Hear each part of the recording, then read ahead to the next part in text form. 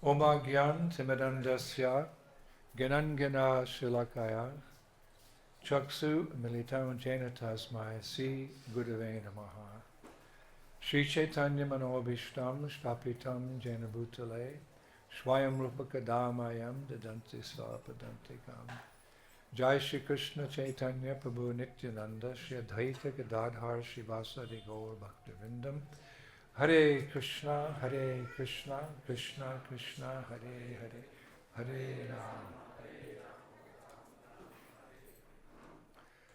So dear devotees, thank you so much for inviting me back here again after some time, some absence. It's a few years, yes? No, last year. Okay.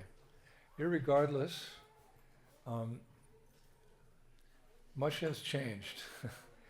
As I was driven through the city of Hyderabad, I noticed many changes taking place, especially in construction. They have these large monorails with their building. None of them used yet, but they're everywhere, incomplete. And of course, I've seen many changes since I came here in I believe it was 1974. When did we install Radha Madan Mohan? 19. You were all not born then. Came here with Prabhupada in a train and with some devotees, and then there was a ceremony installing these very beautiful, big deities, Madan Mohanji. I remember Hyderabad wasn't the city that it is now. With all due respect, it was more like a town.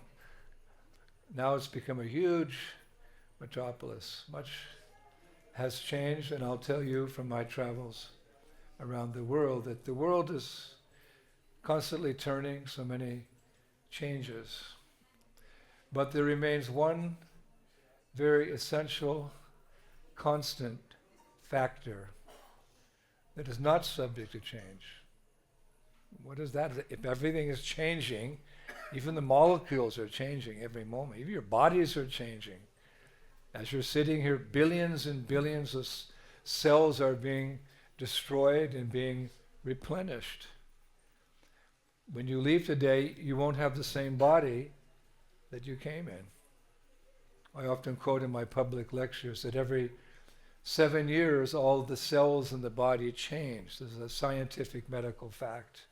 Every 7 years, you have a new body. If you're 21, you've had 3 different bodies. So everything's changing from the molecules up to the universe, to the galaxies, to the cosmos. Everything's in flux in this material world. Nothing remains the same for very long. But there's one constant factor that never changes. What do you mean, Maharaj? If everything's changing, how could there be one particular thing that's changeless? And that's described in Vedanta Sutra. What is Vedanta Sutra? Vedanta Sutra is a scripture. And we can understand what kind of scripture it is by the very word sutra. Sutra means like a code. Like when I was in the military in the old days, we didn't have the technology we have now. It was called Morse code. Between 2 ships, there was this apparatus, and you'd hit the little tab there. Long line meant E, short meant A, medium meant B, and you would communicate with your soldiers and your army through Morse code. It wasn't done by telephone call, which could be intercepted. No, very quick. So sutra is the same. It's a code. It's the vast knowledge of the Vedas in short sentences. The 4 Vedas, it takes 3 lifetimes to study the Vedas. They're so vast. So vast. But for quick learning, just like we have Hindi in 10 easy lessons, Telugu in 10 easy lessons, you can learn. So to try to understand the vast amount of Vedic literature that's there, We have Vedanta Sutra.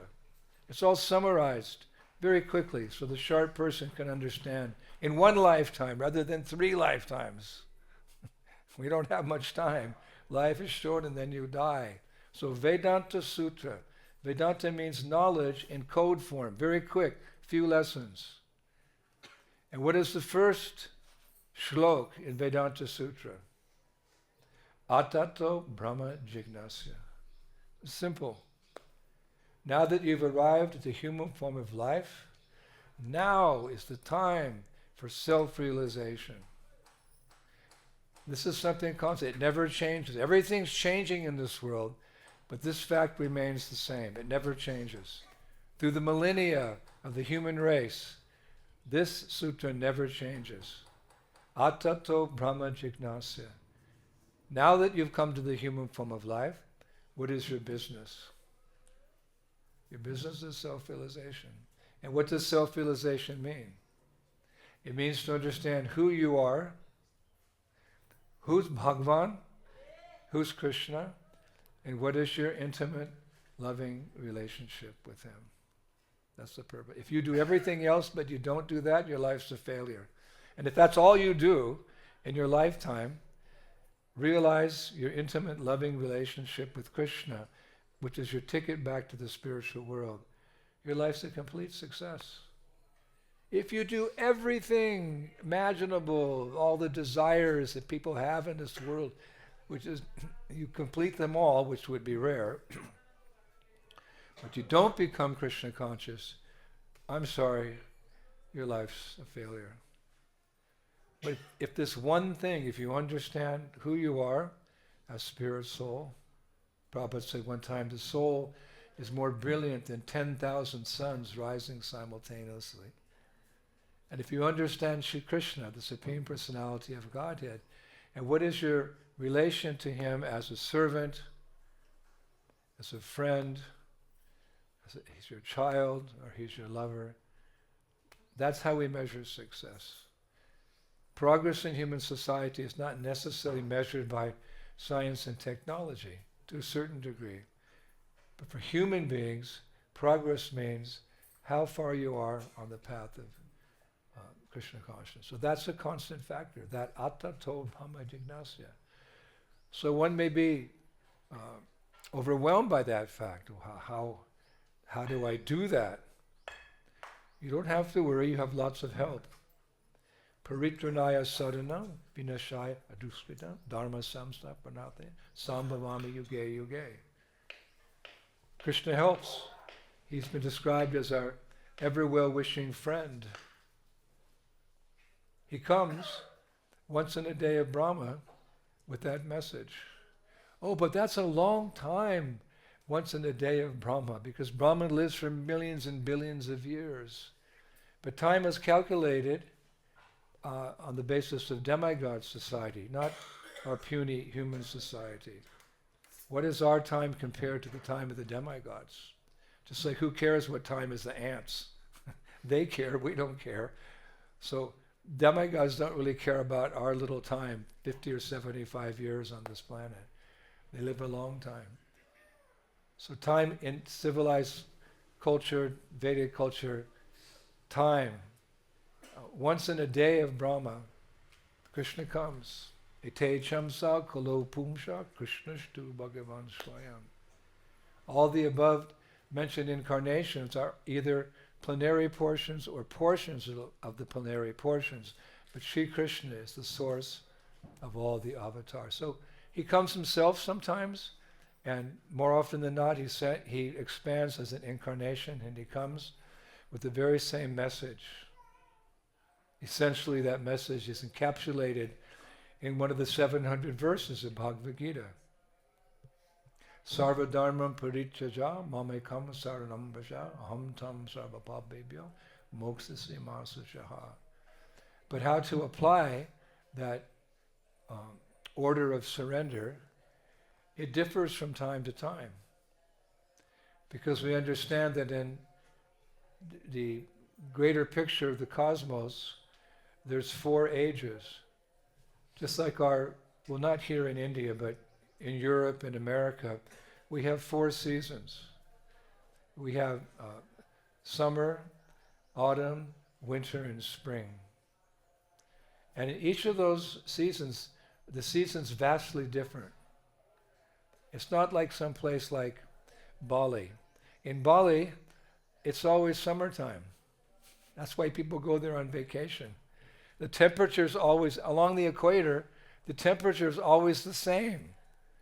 It's always kind of, it's a little warm, a little humid. The temperature is pretty much always the same. But in Northern Hemisphere and Southern Hemisphere, we have 4 seasons. And each of those seasons are vastly different. So you dress accordingly. Just like in summer, people have lighter dress. And then comes the autumn, and you start putting on a jacket, maybe a light hat. Then winter comes, you put on heavy coats, socks, shoes, scarf. And then it's all cold and gray and dark. But then spring comes. Here comes the sun, da-da-da-da. Here comes the sun, I say, it's all right. And we don't know that song. So then we change our cloth again. And if you try to, dress in summer like you dress in winter, people think you're pagal. They think you're crazy. Someone's on the beach and he's got a heavy coat, or someone's wearing, swimwear in the middle of winter. Hey, you're going to get sick. So we adjust according to the seasons. So the creation also goes through 4 ages. It's not just one age. There's Satya Yuga, there's Treta Yuga, there's Dwapara Yuga, and there's Kali Yuga. Every educated Hindu knows. It changes. Scientists think it comes from bad to good. No, it's the opposite. It goes from good to bad. Satya Yuga is the golden age, when 99.9% of the population are very serious about getting out of the material world and going home to the spiritual world. They all know Bhagavad Gita, Dukkalayama Shashvatam. This world's a temporary place full of so much suffering. If you think it's otherwise, you're mad. Because everyone has their story about how they suffer in this world. So we're meant to get out, not stay. If you've got a bad infection, you just tolerate it, you're crazy. You go to the doctor and you find an alternative, you get some medicine. So the alternative to all suffering in this world is to go to that world, Vaikuntha, where there's no suffering. Kuntha means suffering. This is Kuntha. We live it. What's your address? You can, Akuntha. We all have the same address. Seriously. Our address is Kuntha. You don't need to write your street name, your number, your house. No. We all live in Kuntha. But the spiritual world is Vaikuntha. You put the Vi before it, cancels the meaning. So Vaikuntha is that place where there's no suffering. And that's our ultimate destination. Otherwise, we're foolish. Prabhupada told the story one time, there was a fire in a house. A fire was starting in someone's home, and there were 2 lazy men sleeping in the house. And one turned to the other, he said, "Whoa, we have to get out of here. There's a fire." The second man turned over, he said, "I just need to get a little warm, thank you." So one man knows to get out, the other's thinking, let me stay here and enjoy. That's you and me, sorry. Not necessarily you, because you know. No, but this is our situation in this world. So in Satya Yuga, everyone knew that. They lived for 100,000 years, don't doubt it. What do we know? Our senses are imperfect. What can we really understand? We have to understand through higher authority. Tadvidi paripatena paripashana sevaya upadekshantite jnanash tattvadarsh. Tattvadarshis. Darshi means one who sees, and tattva means truth.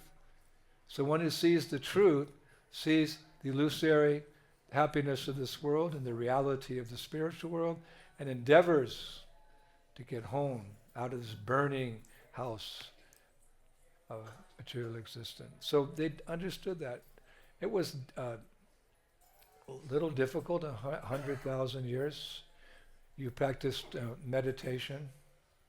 Ooh, 100,000 years. Then Treta Yuga came. Treta Yuga, there was ritualistic performances, the Agnihotra, the fire sacrifice, Svaha, Svaha.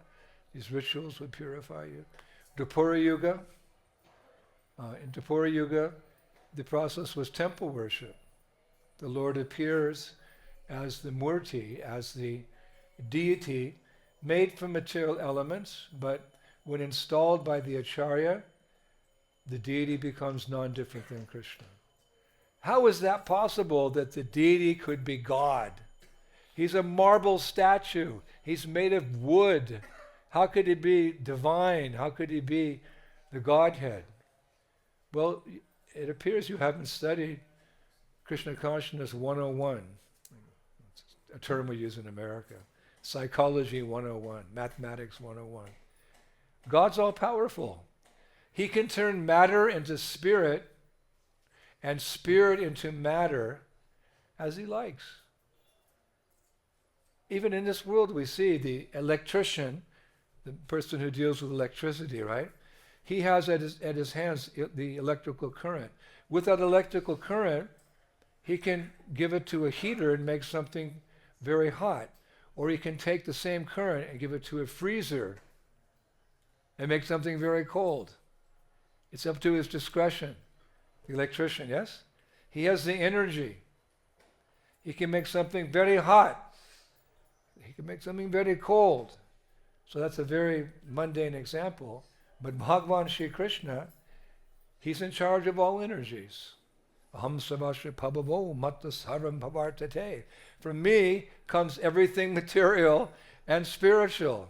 He's the Godhead. He's the source of everything.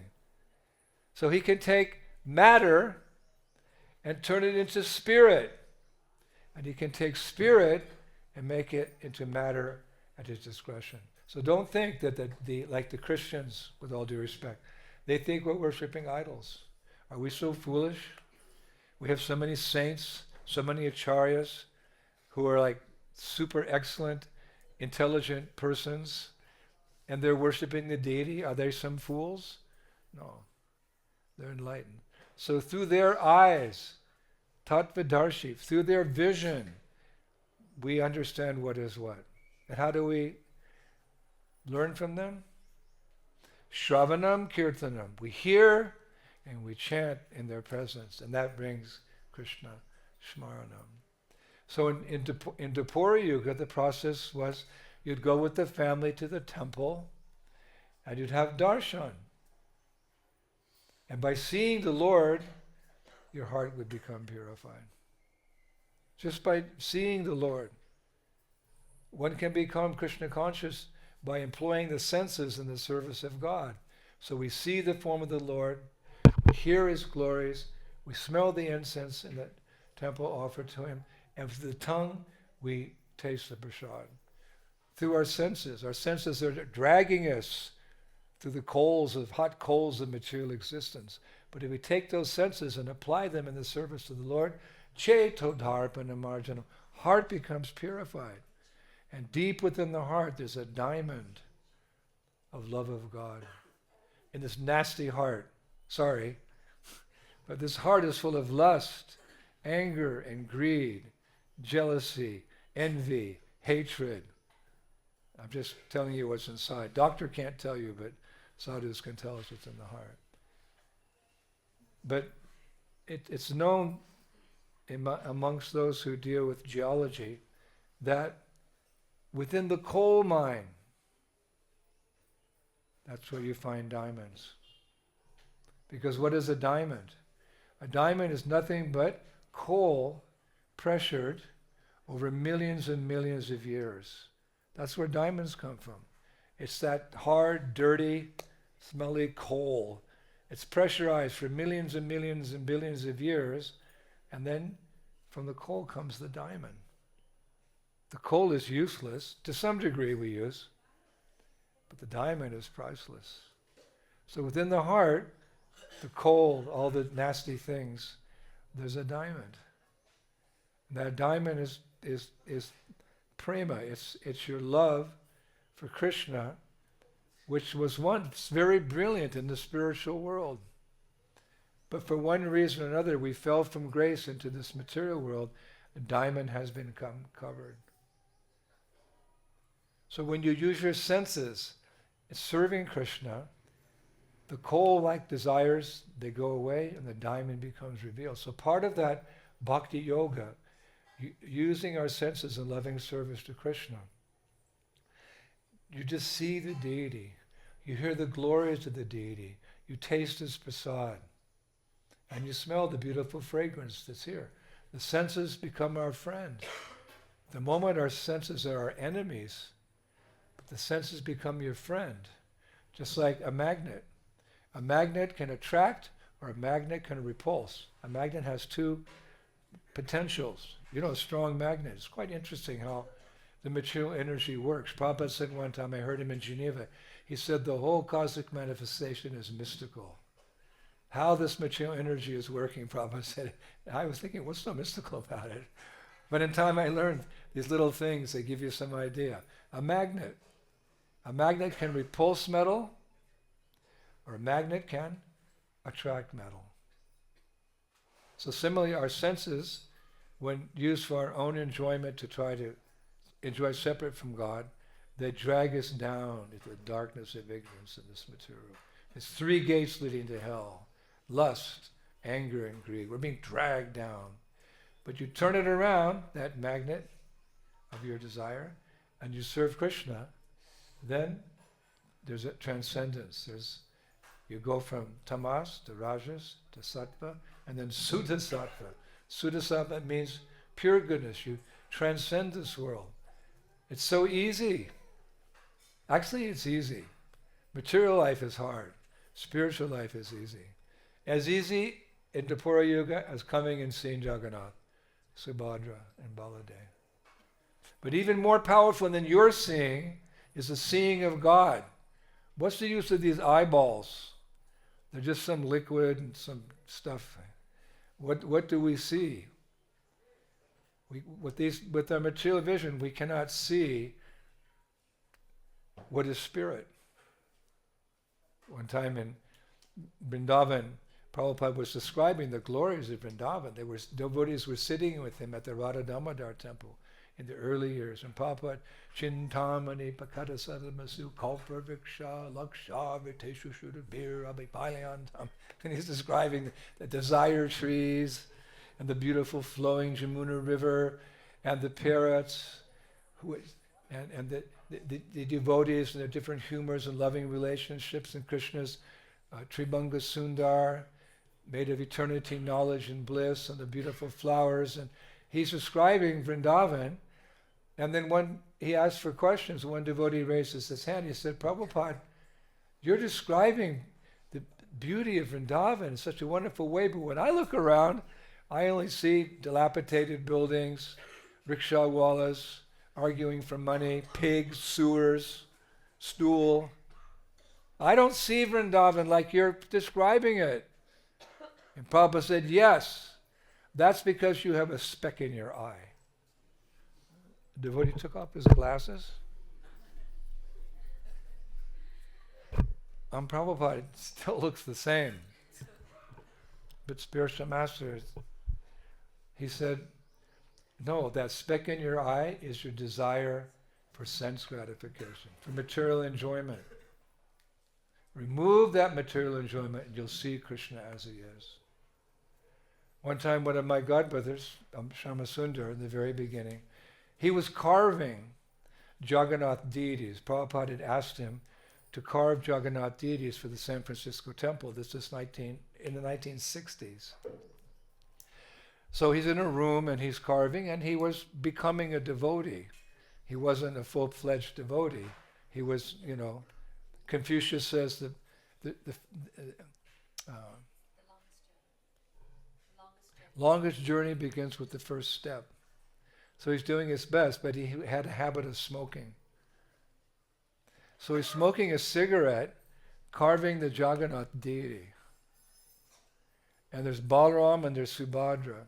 So he's working on Balaram, so he takes the cigarette and he puts it, on the edge of Jagannath, just temporarily while he's carving. It's over, but the smoke's coming. But you know how you probably don't know, but on the table they'll put their cigarette like that. So it's. And Prabhupada came in to inspect the work, and he saw the cigarette burning on Jagannath, over the Jagannath's head, because he has a flat head. And Prabhupada, he said, "Why are you letting this habit of smoking coming between you and God?" It's coming between, because it's sense gratification means for me, bhakti means for Krishna. Lust means for me, love, real love, means for God. Love here is a perverted reflection. It's not the same. Lust means for me and love means for Krishna. So Prabhupada said, why are you letting this habit of smoking come between you and Krishna? If you remove the obstacle, you have a straight path back home, back to Godhead. So therefore, when we take initiation into the chanting of Hare Krishna, we make a promise. There'll be no obstacles on the path. No meat eating, no intoxication, no illicit sex, and no gambling, sir. And I promise to chant 16 rounds a day. The regulative principles aren't what make you God conscious. It's not by following those 4 principles you become self-realized. They make you civilized. Only a civilized person in the mode of goodness, can transcend this material world and go back home, back to Godhead. So we follow the regulative principle, but what propels us back to Godhead? What gives us the prema? Hare Krishna, Krishna Krishna, Hare Hare, Hare Rama, Hare Rama, Rama Rama, Hare Hare. So there's some purification in coming and seeing Jagannath. But how much more powerful is his vision? God is very great and we are very small. And his senses are different than our senses. His senses are interchangeable. Like when you're offering the prasadam, he's eating it, but I don't see him eating. No, his senses, the spiritual body, it's very mystical. These things cannot be understood by logic and reasoning. The spiritual body, material body is made of bones and bloods and hairs and urine and stool. And spiritual body, the elements are eternity, knowledge, and bliss. That's the spiritual body is made of eternity, knowledge, and bliss. And it works in a very amazing way. When you're offering prasadam, Krishna is eating through his ears. Because you're praying. You're not just putting the plate in front of him. Namo Mahabhadanaya Krishna Prem Padayate Krishna Krishna Chaitanya Namne Go Krishna Namaha Namo Brahmanya Devaya Go Brahmanya. You're saying prayers. My dear Lord, please accept this prayer. So he's hearing you, and by hearing, he's enjoying the prasadam. This is Krishna. God, like if we want to create something, we have to work hard, pound, screw it, put it together. The Bible, the Christian Bible said, God said, let there be light. The creation just lit up like Diwali. There's so many decorations in Diwali, right? So the Lord, there was no light, it was all darkness. We accept that. The material world is darkness and darkness of ignorance. So in the Bible, the Lord said, now let there be light. Boom! By speaking, he created light. So his body is different than our body. So when you offer the prasadam, he hears. And with his eyes, my point is, with his eyes, you can purify your heart. Just by his glance, your heart becomes purified. And to a certain degree, as you advance by his glance, your prem bhakti awakens. Therefore, a serious devotee spends time in front of the deity. He just doesn't think, oh Krishna, I like the outfit you made. The pujari made a nice garland and they curled your hair nicely and, I got to go to school now. I got to go to work. No, that's the highest meditation. People want to meditate in spiritual life. The highest meditation is the Archa Vigraha, the form of Krishna. Krishna is the reservoir of all beauty. So you need not see beyond the form of the deity. And as you are seeing the deity is also seeing you. And you are very fortunate here because you have Jagannath. And Jagannath does not blink. Have you ever seen him blink? His eyes are wide open because he's very merciful. When he goes on his Rath Yatra through the town, it's not for us he's going on Rath Yatra. We're there. We're assisting him.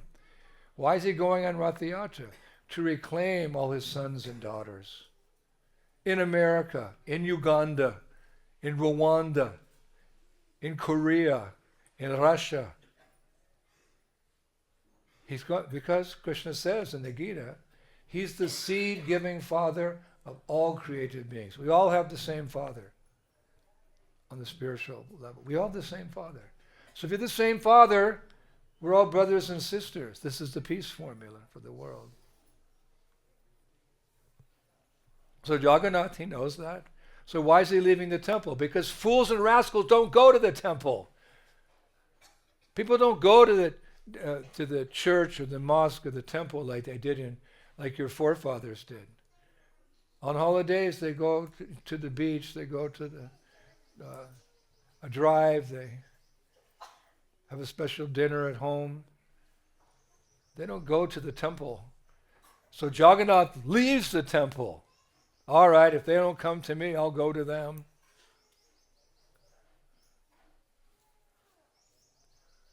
And he goes on his chariot and he's looking. It's three-dimensional. His eyes are here, but he can see. Abhigna Swarat. God is everywhere and he knows everything. This is God. Abhigna Swarat. He's present everywhere by his energies and he knows everything. So don't think, oh, but now I'm behind Jagannath, he can't see me. He can see. Abhigna Swarat, he can see. So he goes on the chariot and he's so eager to bring us back to Godhead, to see us, he doesn't blink. This is God. This is how kind he is. He doesn't blink. He's going down the road like that. Did you see him blink? No, he's going down the road. And that glance is the most precious thing that we can desire. Lord Shiva, in one of his prayers, famous prayers, he's asking for the sidelong glance of Srimati Radharani. Because Radharani is the compassionate feature of Krishna. She's Ladini Shakti.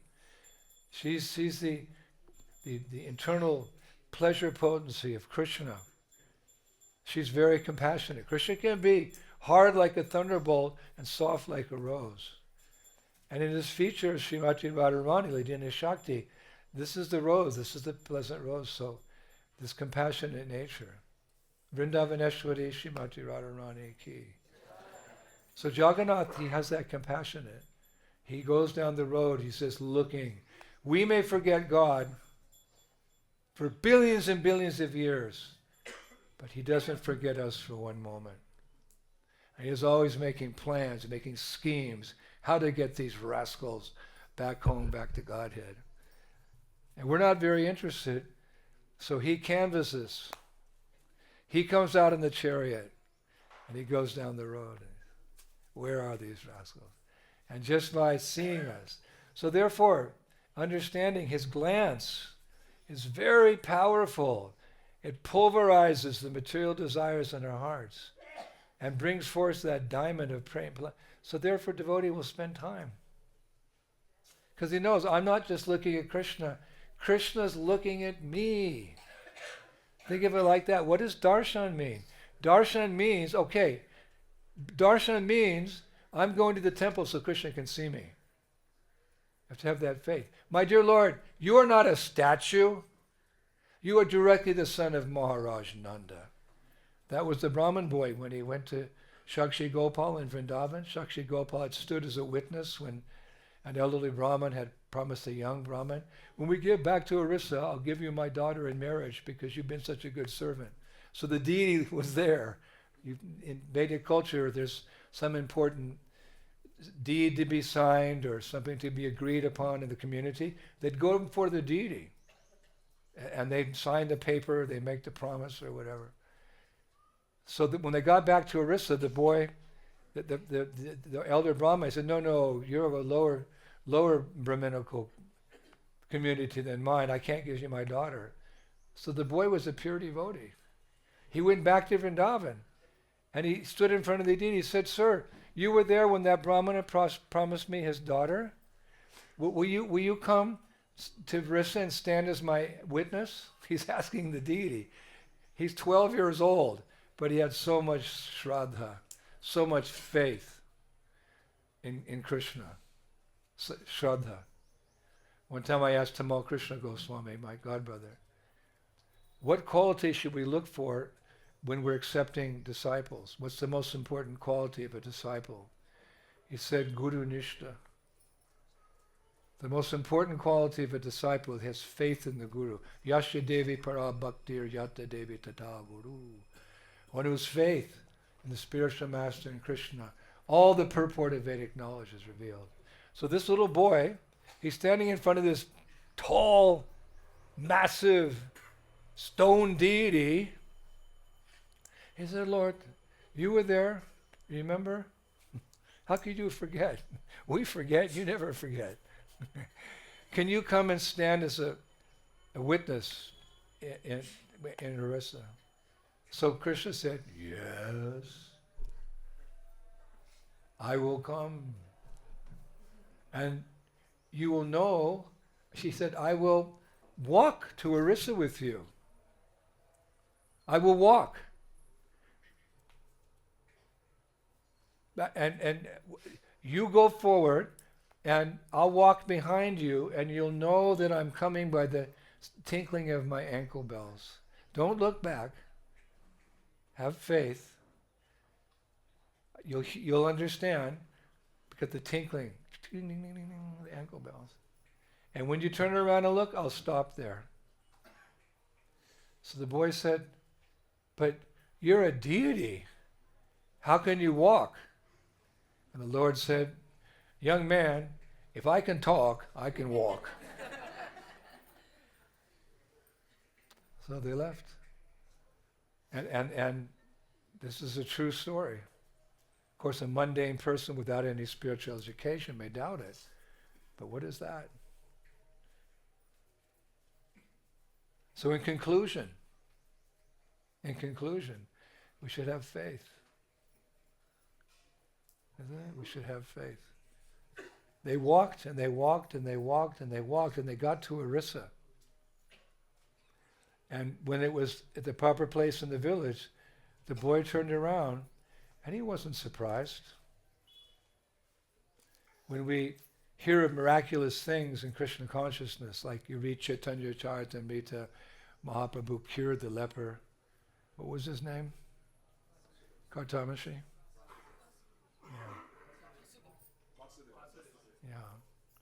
He made the tigers and deer in the Jarikanda forest dance in ecstasy and embrace and love, because all the envy was gone in their hearts.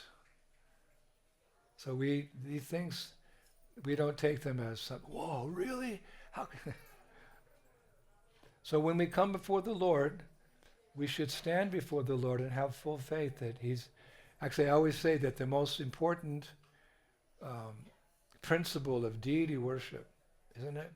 There's so many rules and regulations in worshiping the Arch of Vigraha. So many rules, so many regulations. One time Prabhupada told my godbrother, if I told you all the rules and regulations you had to practice in Krishna consciousness, you'd faint. I made it easy for you. But if you want more, you can go to Hari Bhakti Vilas. Sanatana Goswami, Gopal Bhatta, they described. Sometimes you want to refine your devotional service as you get older. You want to focus. And you read Hari Bhakti Vilas, so many rules you can follow. But in general, it's been made very easy for us. So deity worship, there's different standards. There's a standard for those who are traveling, like I travel with deities. It's more simple. Then there's a household standard, a little more advanced. Then there's the temple standard, very detailed.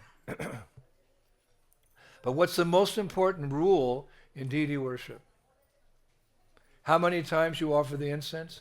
4 times to the feet, 2 times to the navel, 3 times to the head, 7 times around the body. See, I'm also Pujari. The most important rule in deity worship is to always remember the deity is a person, a conscious person. And not just a conscious person, but the supreme personality of Godhead. How do you carry yourself in front of an important person? Let us say today the Prime Minister Modi is going to come to the program to see how you're doing. How would you receive him? There'd be so much pomp and circumstance. So similarly, before the darshan of the deity, we come to the temple clean, wearing nice clothes, and then before the curtain opens, we sing prayers. Govindam Adi Purusham Tamaham Bhajami Govinda. We prepare ourselves, the curtain opens, Bhagavan Shiv, Dandavas onto the ground. And then we stand for some time. This is Krishna. We've waited millions and millions and millions and millions and millions of years to see him. And we run away to work, to beat the traffic, get a bite to eat on every second. You can't buy back, 1 second of human life for all the gold in the world. We spend time. I saw him last Saturday, He's Bhagavan. Arshtavigraha means the most merciful form of God. The deity is the most merciful form of God. How could the deity be the most merciful form of God? Because he stays. Krishna comes and Krishna goes. Narasimha came. He stayed just enough to save Prahlad. He went back to Vaikuntha. Krishna spent 100 some odd years. Lord Chaitanya was 48 years. He comes and goes. I've seen deities here in Bharat. The deities from Satya Yuga. At Nrsimhapali, in our Mayapur community in Bengal, we have our TOVP, Temple of Vedic Planetarium. Big, and nearby there's a lake where after killing Hiranyakashipu, on his way back to Vaikuntha, Lord Nrsimhadev, he said, I'm flying over Navadweep. I'm going to appear here in Kali Yuga. Let's go check it out. He came down. The demigods, to facilitate him, they made a lake. So Nrsimhadev came and he watched the blood of Hiranyakashipu in that lake. And therefore, out of his kindness, he self-manifested as a deity of Nrsimhadev. In the temple, there's a stone deity from Satya Yuga. How far back is Satya Yuga? Even your computer would break if you tried to calculate it. He's still there. So therefore, Prabhupada said, most merciful form of Bhagavan is the deity. Because he stays, he never goes. So you have beautiful deities here. So that was Dapura Yuga, but we carry these traditions in our Krishna conscious movement. It's a complete way of life. So Satya Yuga, meditation. Treta Yuga, you go to the fire. Svaha, svaha. Oh, I feel refreshed. I feel purified. When you engage in any Vedic sacrifice, you feel purified. Because all those nasty desires are going from the heart. Like you take a bath, you can see the drain, the dirt. So when you do anything, Shravanam, Kirtanam, Vishnu, Shmaranam, Padasevanam, Archanam, Bandam, Dasyam, Sakyam, Atmanivedadam, one of the 9 processes of devotional service, because the heart, the subtle body, we have gross body. Subtle body also has to be cleansed. How do you cleanse the subtle body? Swallow some soap? No. Hare Krishna, Hare Krishna, Krishna Krishna, Hare Hare. So then, Kali Yuga. You do not want to be born, believe me, you do not want to be born in Kali Yuga. Oh, wait a minute. We're all born here. Don't want to be born. This is the age of quarrel and hypocrisy. We're only 5,000. It started when Krishna left this planet. The very day Krishna left the planet, Kali Yuga. Dwapara Yuga ended and Kali Yuga began. All the sages, they got together in a place called Naimisharanya. They're all on anxiety, all stressed out. Wow, this is the last of the ages. And they're always thinking about the welfare. Sadhu is always thinking of the welfare of others because Shantushti, in his heart, he's satisfied. He doesn't need anything. He's got bhakti. He's the richness of the heart. He has prem, he has love for Krishna. That's nothing. You don't need anything more after that. You don't hanker. So they're in the forest of Naimisharanya. What about these poor people who are going to take birth in Hyderabad? That's you. Or the earth planet.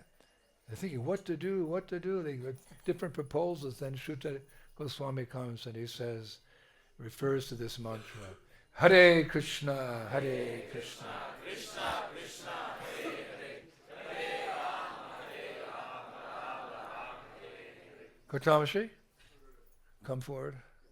Kaler dosha, Nihe Rajan, Asteka Mahaguna, Kirtanadeva Krishnasya, Mukta Sangha. In the age of Kali, the only means by which one can that's not the actual verse. What's the actual verse? Ocean of faults. Aha. This Kali Yuga is an ocean of faults, but there's one good thing left. Chanting of the holy name. Ocean. I don't know if you've ever traveled on an ocean. I've traveled across, I've been on the Atlantic, the Pacific, different oceans. That's not a Kali Yuga smile, that's a Satya Yuga smile. I've been on the ocean. My father was a sailor at one point in his life, and we'd go sailing, and we'd be out, way beyond San Francisco. I was getting nervous. Papa, what happens if we capsize? Don't worry, son. Water everywhere, but not a drop to drink. You know that. If you're a sailor, you know. You're out in the your boat, you're too far away, you run out of supplies, you're drifting. There's so much, you're so thirsty, but you can't drink salt water, you'll die. Water everywhere, but not a drop to drink. It's a good title for this lecture. That's the material world. You just can't be satisfied here. Water everywhere. So that's an ocean. That's an ocean of water. We hear in the Bhagavatam there's oceans of milk. There's oceans of ghee. There's oceans of nectar. I'd like to swim in an ocean of nectar. I'd like to swim in an ocean of milk. Ooh, that'd be fun. Good for my skin. Prabhu, we're in an ocean of poison, Kali Yuga. We're in this terrible ocean, material existence, quarrel and hypocrisy, and it's just getting worse and worse and worse and worse as days go by. So there's no hope. There's no hope in Kali Yuga. There's no fundamental principles of religion, cleanliness, truthfulness, mercy, and austerity. Those are the building blocks of religion. And then comes the devotional practices. We're stuck in the mud. Like my son, one time when he was younger, he was getting a little bit entangled and trying to start a business and getting married. He said, Pete, I'm 32, I'm stuck in the mud. Stuck in the mud. He got out of the mud, he's a good boy, he's a devotee, and now he's doing well. But remember, Pete, I'm stuck in the mud. We're all stuck in the mud of material existence. There's no hope. It's hopeless. Once there were three sages, and they were arguing, what's the best age for self-realization? They knew, athato, brahma, jijnasa. They'd studied Vedanta Sutra. So the first sage said, look, you guys, obviously it's Satya Yuga, because people are more pure then, so it's the best age. The second sage said, no, sir, it's Treta Yuga, because you go with the family and you throw the grains in. And the third sage said, hey, come on, it's Dvapara Yuga. Water.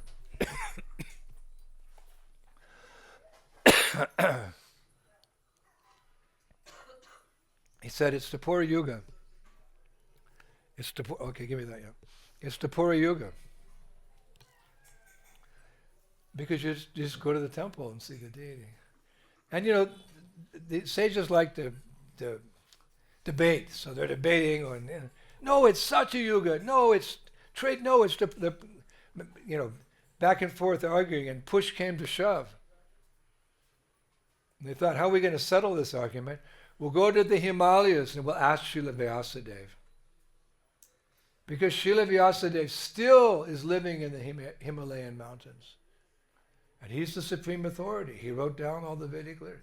So they left and they went to his ashram in the Himalayan mountains. At that time, Srila Vyasadeva was taking a bath in a water tank. He was under the water. So all the three sages, they came and they called out at one time, "Whoa, Srila Vyasadeva! Supreme authority on Vedanta!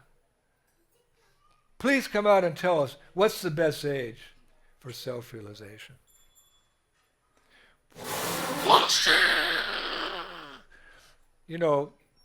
He's from a previous age. They were bigger than us puny humans now. He's standing very tall. They're shaking. Whoa! He said, "What is it? Please, could you tell us what's the best age for self-realization?" And he said, "Kaler dosha nidhe rajan astyeka mahaguna kirtanareva krishnasya mukta sangha param vrajat." Kali Yuga is the best age. They heard the word Kali Yuga because they're pure saints. They don't speak bad words, 4-letter words. We'll summarize. Hearing the Kali, they fainted. They just heard the word Kali Yuga. We live in Kali Yuga. We're born. We work. We die. We're born again in Kali Yuga. They couldn't even hear.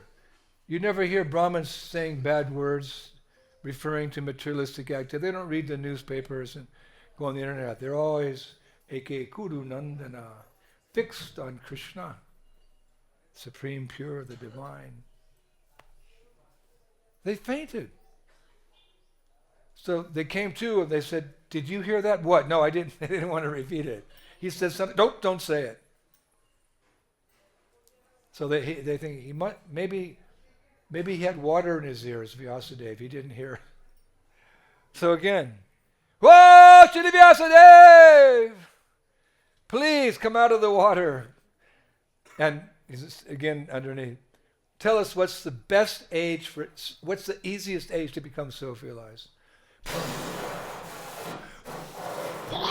Whoa! Vyasadeva. Vyasadeva said, "I already told you. Kaler dosha nidhe rajan astyeka mahaguna kirtanadeva krishnasya mukta sangha." Oh, they fainted again.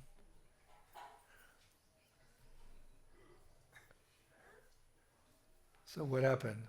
Third time. In Vedic literatures, you hear 3 times. There's 3 Vedas, there's 3 modes, Krishna's Lord of threes. Brahma, Vishnu, Shiva. Third time, guess what happened? They asked him. He came out, "Kaler dosha nidhe rajan astyeka mahaguna kirtaneva." I told you guys, Kali Yuga is the best. So they're, but why? So then he said the verse. "My dear king, although Kali Yuga is an ocean of faults, there is still one good quality about this age." What? "In the midst of all this muck, there's a diamond. Simply by chanting the Hare Krishna Maha Mantra, one can become free from material bondage and be promoted to what?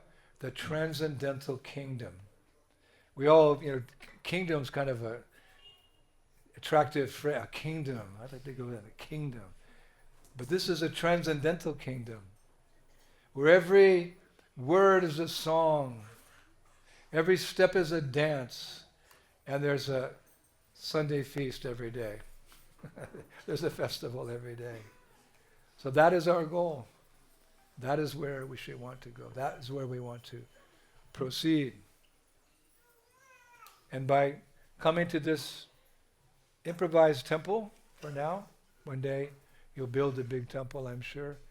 You have Sitaram, Lakshman, Hanuman. You have Jagannath, Subhadra, Baladev, most merciful. You blink in front of him, you waste time.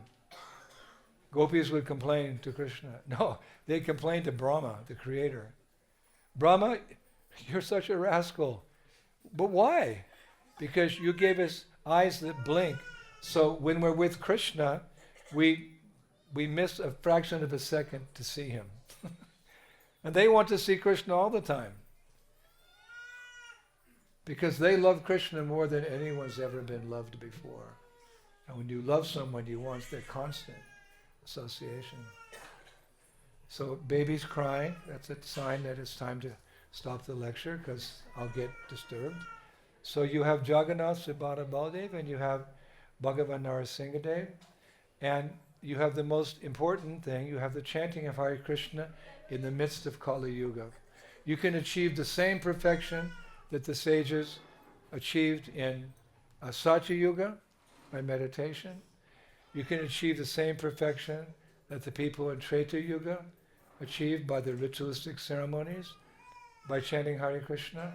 You can achieve the same perfection that those in Dwapara Yuga would achieve by going to the temple, by chanting Hare Krishna. And because it's so simple, therefore Vyasadeva concluded, Kali Yuga is the best age for becoming self-reliant. It goes against all logic and reasoning. But we don't work on logic and reasoning. We work on transcendence.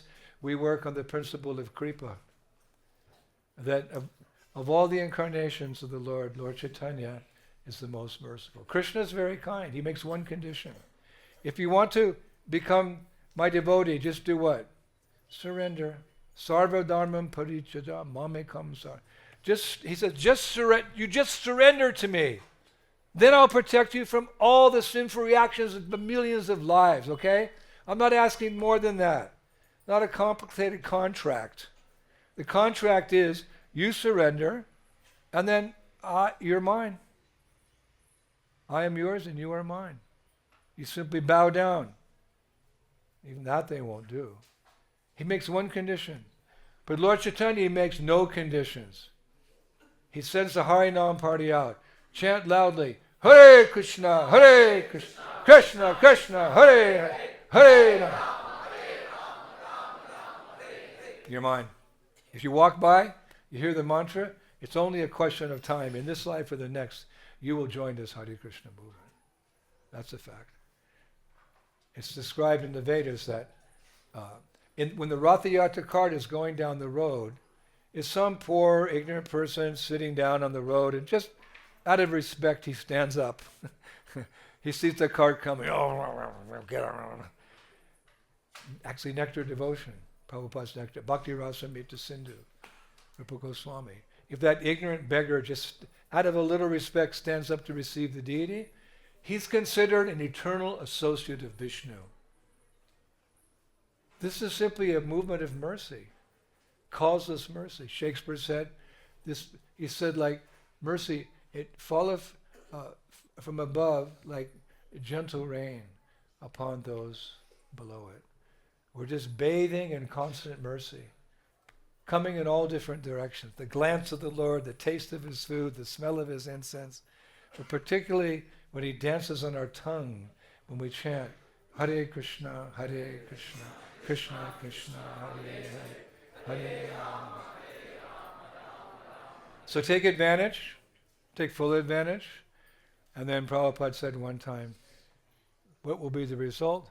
Chant Hare Krishna and your life will be sublime. That's the original quote. For whatever reason, somewhere along the way, some devotee wrote it, chant Hare Krishna and be happy. Okay, But sublimity is something different. It's more refined, right? We are interested in becoming refined devotees, following our tradition, becoming refined within and without. So Prabhupada paraphrased very, chant Hare Krishna and your life will be sublime. Okay? So that's the conclusion. I leave you with those words. Chant Hare Krishna and your life will be sublime. Thank you so much. All the best in your wonderful center here. I hope to meet you very soon back home, back to Godhead. All glory to Srila Prabhupada ki! Hare Krishna.